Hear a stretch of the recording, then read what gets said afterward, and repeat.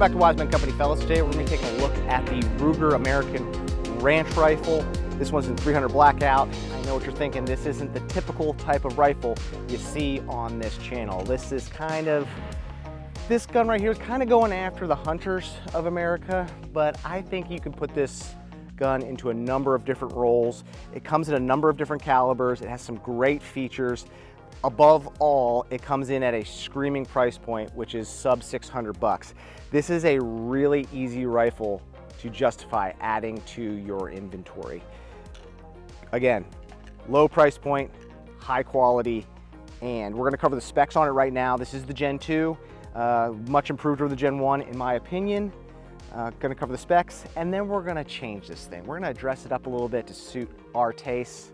So stick around, make sure after you stick around for after the specs, because we can't just leave it. We can't just work with just this.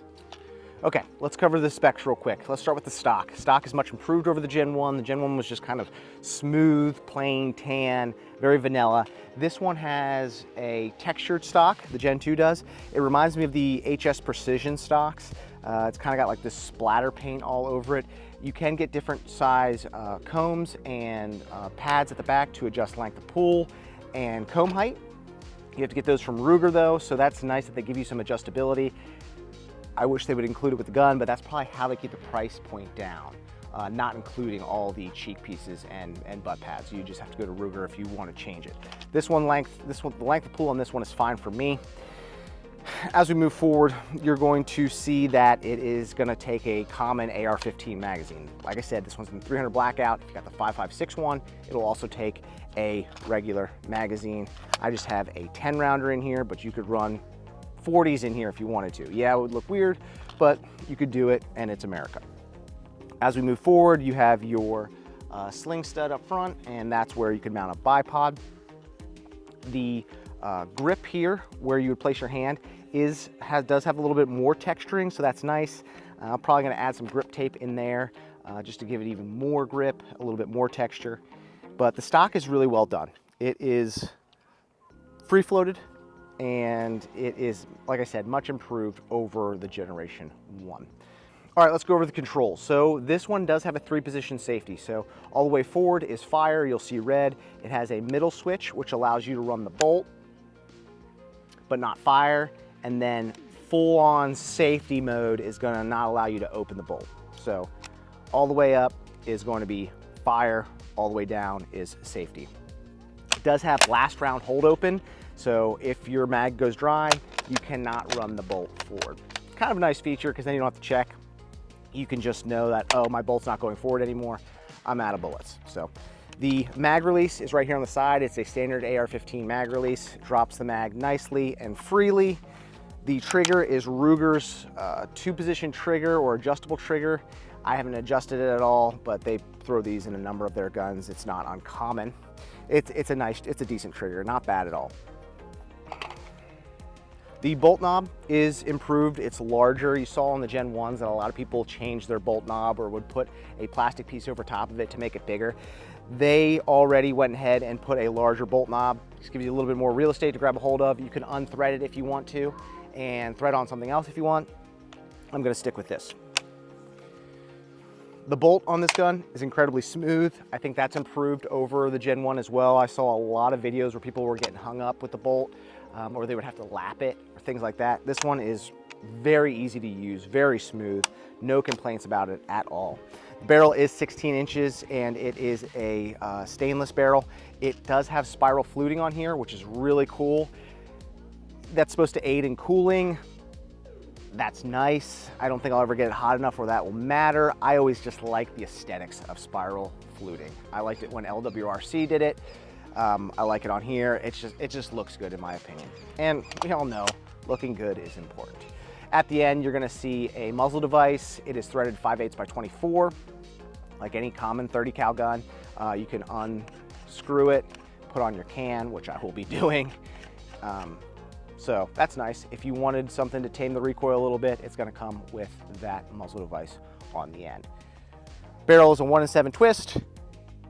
Very accurate in my experience for just an out of a box gun. That's gonna depend on the ammo you're using, and with 300 Blackout, takes a little bit, it's a little touch and go on finding the right load that's going to shoot the tightest groups. There's a lot of different loads out there. Supers are going to group tighter than subs. Typically, that is the case for this gun as well. So those are the specs. Let's change this thing up because we can't just run a stock gun. So, much better, am I right? Unfortunately, due to YouTube's community guidelines, I can't walk you through step by step of what I did. It's frowned upon.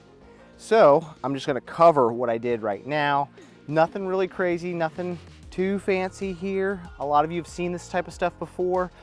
First and foremost, I painted it. I rattle canned it. Yeah, that nice Cerakote they had on the barrel and on the stock that we talked about previously, I rattle canned over it, right? Rattle can everything. And the nice part about rattle can, it wears in nice, and after it wears out, you can just redo it again. Or if you don't like it, you can redo it again. So rattle can, do it. If you're nervous about it, just go do it. Threw on a Vortex Strike Eagle on top. This is a 1-8. I'm not a big fan of Strike Eagles, I'm gonna be honest with you. This is the Gen 2 Strike Eagle. But for my purposes, it'll work just fine, and it was lying around. I'm using 300 Blackout. You know, with supers, I've shot out to 400 yards with supers. Probably won't be doing a ton of that. But 8X, plenty of magnification, decently clear glass, not in love with the reticle, but again, it'll work for our purposes here. So Strike Eagle on top, it's in medium height rings, 30mm rings, nothing fancy there either. The texture you see on the outside, that again is that shock cord I used, and the shock cord has jute on it and strips of camo. It's not like tape, it's like vet wrap. And then on top of that, I have some of this like mesh greenery that I wrapped around in with it as well. Breaks up the outline, breaks up the silhouette, gives it a cool vibe.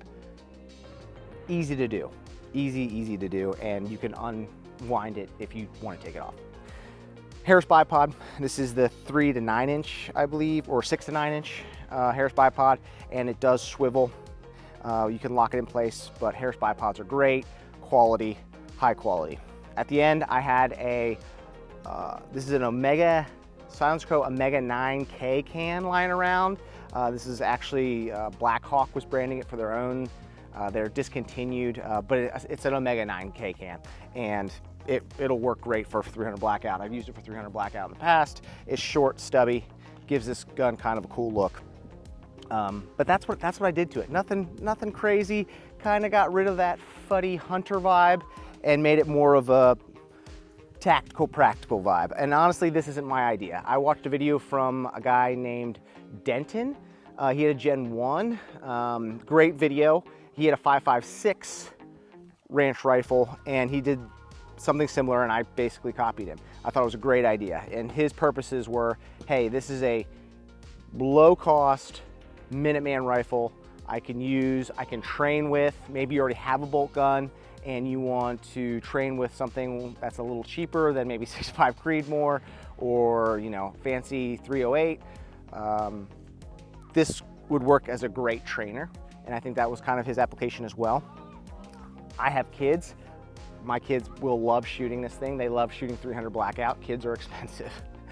Kids are really expensive, guys. They're gonna love shooting this thing. They're gonna love it. It's quiet, low recoil, they'll have a ball. Again, this is a gun that's super easy to justify adding to your inventory. Low cost, high quality, they're readily available. They use common magazines, AR magazines. We all got AR magazines out there. It's a no-brainer in my opinion. I appreciate Ruger sending me this rifle to do a video on. This video is just part one, by the way. This is just covering the specs and what I added to it. This next video is gonna cover the performance side. So how great is it grouping with different loads? How far did I shoot with it? Running it fast, running it slow, how's it holding up? So part two is gonna come out soon. This is kind of a first look and the direction I wanted to go with it. So I hope you guys dig it. Leave me a comment down below what you think about it. Am I on the right track here? You think this is worth owning? Is it not worth owning? Leave me a comment. I want to talk with you guys about it, as always. If you're interested in supporting us, go to wisemancompany.com. That's the best way to support us. We have a ton of great gear over at wisemancompany.com. And again, We appreciate all that support, and that's the best way to support us. My name's Ben. We'll see you on the next video.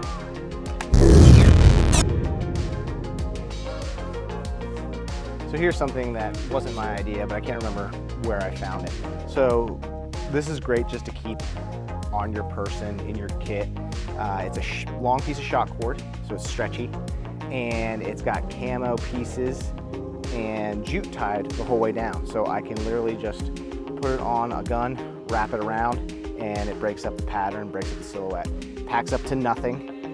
It's great. It stretches, and you can make it as thick or as thin as you want. Simple, shock cord, jute, and some camo strips.